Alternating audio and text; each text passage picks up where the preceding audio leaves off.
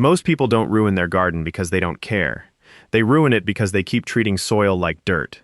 When a bed starts looking tired, when seedlings stall, when leaves pale out, when water hits the surface and just sits there like it landed on a brick, the first instinct is usually to buy a stronger fertilizer. Bigger bag, brighter label, more numbers on the front. But tired soil usually isn't begging for more force. It's begging for life. And one of the simplest ways to help bring that life back is sitting in the same place it's been sitting for generations. The pantry shelf. Yeast, not expensive powders. Not some glossy bottle with a farm on the label. Plain, cheap yeast. The same humble thing used in bread dough can become a gentle wake-up call for garden soil that has gone flat, quiet, and unresponsive. Not magic, not a cure-all, and not a substitute for real organic matter. But used the right way, yeast can help stir the biological conversation back up in soil that has lost its spark. That matters, because once soil goes dull, everything gets harder. Seeds hesitate, transplants sulk, watering becomes constant, feeding becomes expensive, and no matter how much effort you pour in, the garden starts giving less back. That is the kind of frustration that wears people down. They think they have a bad hand, bad luck, bad ground. Sometimes what they really have is a living system that has been starved, scorched, compacted, or overhandled until it stopped doing the small invisible work that makes a garden feel generous. And that invisible work is the whole story. Good soil is not just a place roots sit, it is a busy country. Fungi threading through pores, bacteria breaking down old material, tiny creatures chewing, digesting, cycling, opening pathways for air and water, roots trading sugars for minerals, moisture moving where structure allows it. When that system is active, a garden can forgive a lot. Miss a watering by half a day, and plants recover. Add compost, and it disappears into the life below. A rain comes, and instead of puddling on the surface, it settles in and becomes useful. But when that living web thins out, the whole bed starts acting tired. That is when people start throwing product at symptoms. Yeast is helpful because it reminds you what the real job is. The real job is not to pump plants full of emergency feed every week. The real job is to encourage life in the root zone, so the soil starts doing more of the work for you. Now let's get one thing straight before this turns into one of those wild garden claims that sound good until they wreck a bed. Yeast is not fertilizer in the usual sense. Your tomatoes are not eating spoonfuls of baker's yeast. Your squash is not suddenly getting every nutrient it needs because you stirred up a foamy bucket. Yeast works more like a biological nudge. It can help stimulate microbial activity when there is something there to feed on and a decent environment for it to happen in. Think of it like waking up a kitchen before breakfast is cooked. The light comes on, the stove gets warm, the room gets moving. But if the pantry is empty, the meal still isn't happening. That is the first correction a lot of gardeners need. If your soil is truly exhausted, stripped of organic matter, baked hard, or chemically burned, yeast alone is not going to turn it into rich black loam by the weekend. Anybody who tells you that is selling theater. But if your soil is tired, compacted, low in life, or slow after heat, heavy rain, repeated crops, or too much synthetic feeding, a yeast treatment can be part of a real recovery, especially when you use it alongside compost, mulch, moisture control, and a little patience. So what does tired soil actually look like? Sometimes it looks pale and dusty, even when you watered yesterday. Sometimes it crusts over after sun. Sometimes it smells flat instead of earthy. Healthy soil has a smell that tells you something is happening. Tired soil has almost no smell, or worse, a sour smell from poor drainage and imbalance. You may notice worms are scarce. You may notice roots staying shallow. You may notice seedlings emerge and then simply sit there, not dying, not growing, just waiting as if the bed forgot what season it is. And maybe the most telling sign of all is this: nothing seems to respond the way it should. You add feed, and the boost is brief. You water, and the bed dries out strangely fast or stays soggy for too long. You top dress, and things still feel off. That is when it makes sense to stop asking, "What can I pour on the plant?" and start asking, "What is happening in the soil beneath it?" That is where this cheap yeast trick comes in.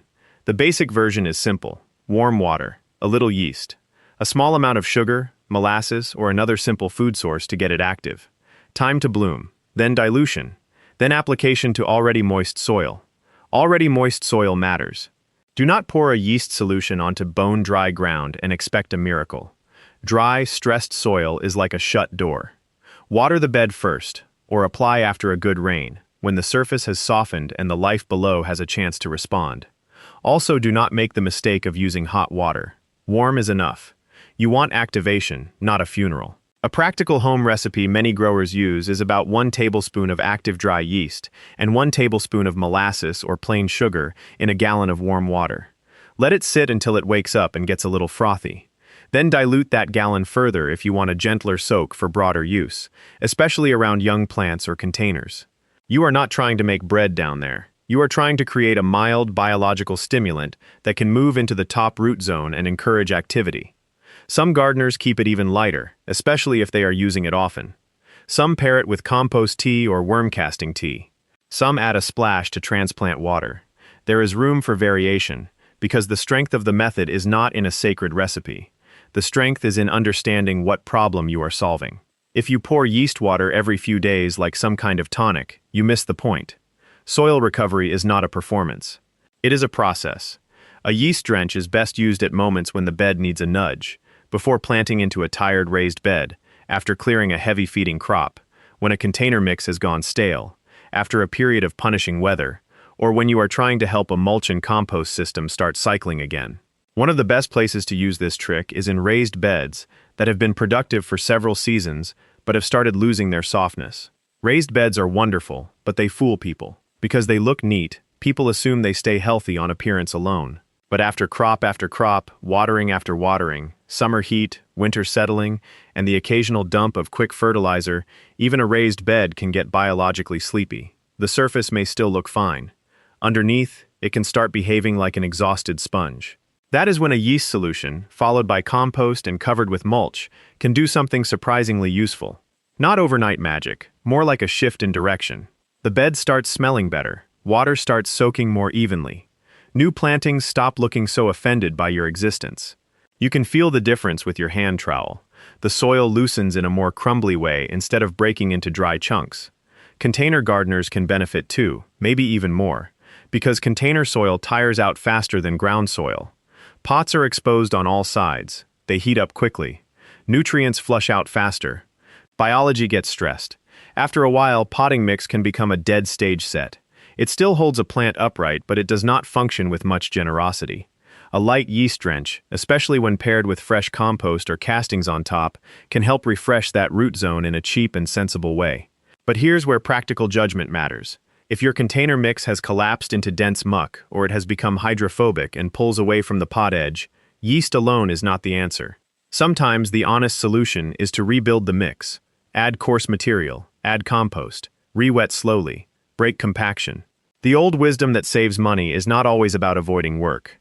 Sometimes it is about seeing clearly what can be revived and what needs replacing. People waste money in the garden because they keep trying to rescue systems with products instead of understanding conditions. A bottle feels easier than a diagnosis. But a healthy garden usually comes from a chain of modest right decisions, not one dramatic fix. Yeast fits into that old, practical way of thinking beautifully, because it is cheap enough to experiment with, gentle enough to use thoughtfully, and humble enough to keep your ego out of the process. You don't use yeast because it sounds impressive. You use it because living systems respond to conditions. And sometimes a small push in the right direction is better than a hard shove in the wrong one. There is another reason this trick appeals to experienced growers. It teaches restraint. Modern garden culture often encourages a kind of panic spending. A leaf yellows, buy a supplement. Blossoms drop, buy a booster. Soil looks tired, buy a complete program with 7 bottles and a chart. But older practical knowledge usually moves in another direction. First, ask what the system is lacking. Air? Organic matter? Moisture consistency? Biological activity? Shade? Drainage? Then use the cheapest effective move that actually matches the problem. Now, if you want this trick to work better, there are a few habits that matter more than the yeast itself. First, stop leaving bare soil naked to the sun if you can help it. A bed with no cover gets punished. Heat hits hard, moisture vanishes. Surface life retreats. Even the best soil biology struggles when the top layer keeps turning into a hot crust. Put down mulch, leaves, straw, shredded plant matter, untreated grass clippings used lightly, whatever fits your setup and climate. That top cover protects the very zone where your yeast solution is most likely to help. Second, feed the soil with real organic matter. Compost is not glamorous, but it is the long game. Yeast can stir activity, but compost gives that activity something meaningful to work on. A bed with a little compost, a little mulch, and a little biology support will usually outperform a bed that gets hit with strong feed but never rebuilt. Third, mind your water habits. Soil life does not like wild swings. Bone dry, then flood. Bone dry, then flood. That pattern stresses everything below the surface. If you want your soil to recover, aim for steadier moisture, not swampy, not cracked open. Evenness helps life return. Fourth, be careful with harsh overuse of synthetic fertilizers or salts. This is not a sermon against every bagged input. Sometimes they have a place. But constant heavy feeding can create a system where plants get dependent on quick delivery while the soil life underneath gets neglected. Then when the feed stops, the whole bed slumps. If that has happened in your garden, yeast can be part of the bridge back, but only if you also reduce the habits that flattened the biology in the first place. And fifth, give it time. One application may help. A small series used sensibly over a few weeks during bed recovery may help more. But you are rebuilding activity, not painting a wall. Watch the soil, smell it, feel it. See whether water infiltration improves. Look at new growth rather than obsessing over old damaged leaves. Those are the signs that matter. There is also a right season for this kind of treatment. Mild weather is usually best. Early spring when beds are waking up. Early fall when heat has broken and you are trying to restore beds after summer production. After harvest, before replanting, is another smart time. In the brutal peak of a scorching dry spell, a yeast solution on its own is less likely to do much, unless you correct the moisture and cover problem too. Again, the principle stays the same. Support life where life can actually respond. One mistake some people make is combining every homemade garden trick into one heroic bucket. Yeast, banana peels, eggshells, coffee grounds, vinegar, dish soap, leftover broth, who knows what else. That is not old wisdom. That is kitchen sink gardening. Keep things clean and purposeful. If you are using yeast, know why. If you are adding compost, know why. If you need calcium, deal with calcium. If you need drainage, deal with drainage. The cheaper path is not random, it is precise. The first thing you may notice is not bigger fruit or giant leaves. It may simply be that the soil starts acting less stubborn. Water goes in more willingly. The surface stays softer under mulch. Transplants settle faster. New root growth seems more eager.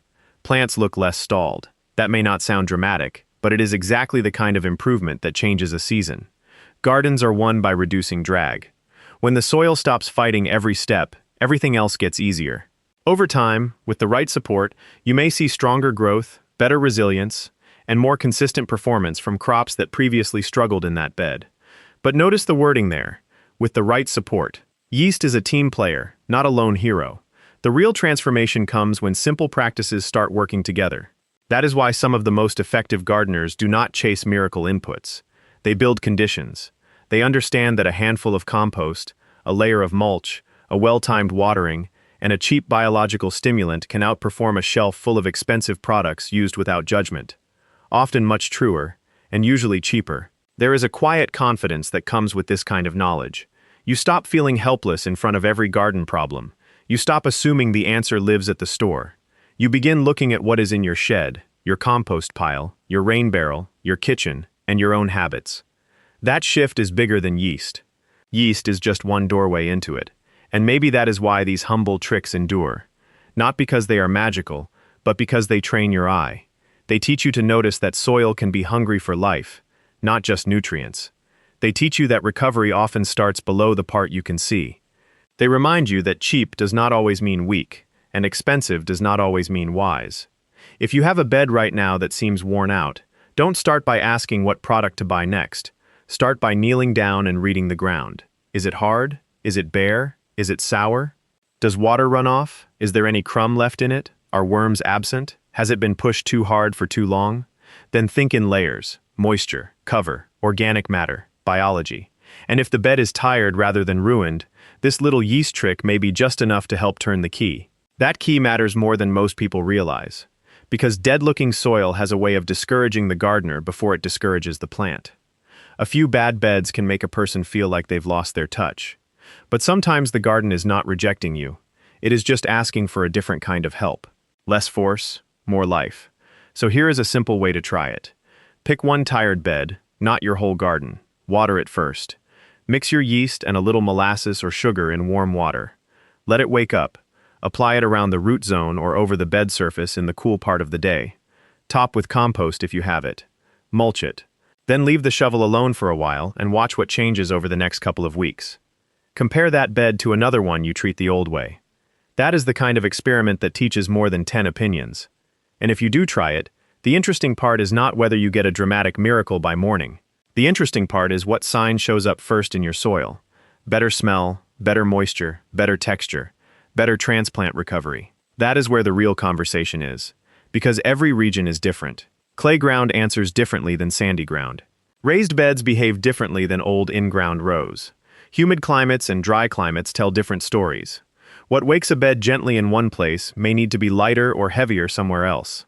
That is exactly why gardeners should talk to each other more about observation and less about miracle recipes. So I'm curious what your ground tends to do when it gets tired. Does it go hard on top, sour underneath, dusty and hungry, or does it stay wet and lifeless? And if you've ever used yeast in the garden, did you notice the change first in the plants or in the soil itself?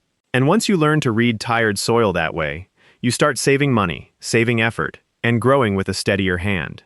That is how ordinary things become powerful, not through hype, through understanding. There are a few places where this trick shines in a very practical way. One is after you pull out a heavy feeder like tomatoes, peppers, squash, or corn, and the bed looks used up even though the calendar is not finished with you yet. A lot of people clear the bed, shrug, and assume that patch is done for the season, unless they dump a lot of fertilizer into it. But if the structure is still there and you add back some organic matter, a yeast drench can help wake the upper soil back up before a follow-up crop goes in. Greens, fall roots, beans, or a quick cover crop often respond better when the ground beneath them is active instead of stale. Another place it helps is around transplants that are not failing but not taking hold with any enthusiasm either. You know the look. The plant survives the move, but it never quite settles. It sits there for 10 days like a guest with one foot still at the door.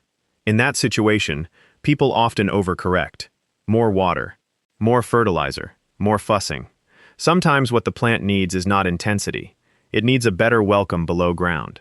If the bed is moist, mulched, and reasonably balanced, a very light yeast solution around the surrounding soil can be part of that welcome, especially if the root zone has been quiet and inactive.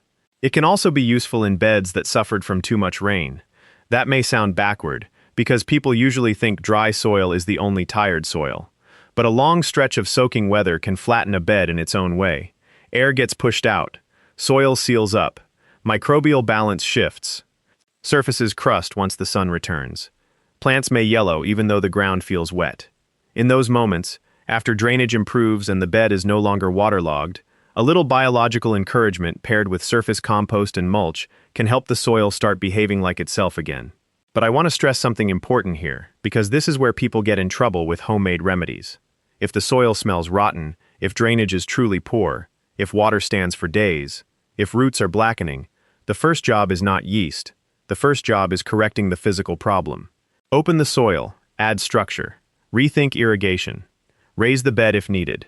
Cheap tricks work best when they support sound conditions. They do not replace them. The same caution goes for seed-starting mixes and tiny seedlings. People hear that something is natural and assume more is better. It usually isn't. Very young seedlings need gentleness. If you want to experiment with yeast around starts, keep it weak and use it on the surrounding medium, not as some concentrated tonic right on the stem. Personally, the older a plant is, and the more established the bed is, the more useful this kind of treatment tends to be. With fragile starts, the cleaner approach is often simply good mix, even moisture, airflow, and restraint.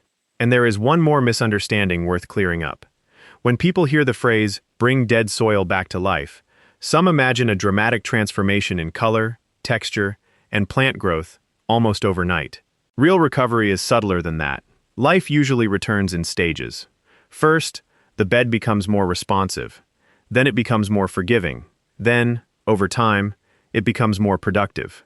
That sequence matters because a lot of gardeners quit too early. They look for a cinematic before and after, instead of noticing the smaller signs that the system is turning in the right direction. Maybe your shovel slides in easier after a rain. Maybe the mulch layer begins to knit into the surface, instead of sitting on top like decoration. Maybe you start seeing more fine white roots when you pull a spent plant. Maybe the bed stops forming that thin, hard lid after 3 sunny days. Those are not flashy changes, but they are the kind that point toward a better harvest later. This is also where old garden sense beats shopping culture. Shopping culture asks, what can I buy that promises the biggest result? Garden sense asks, what change in the ground would make several problems easier at once?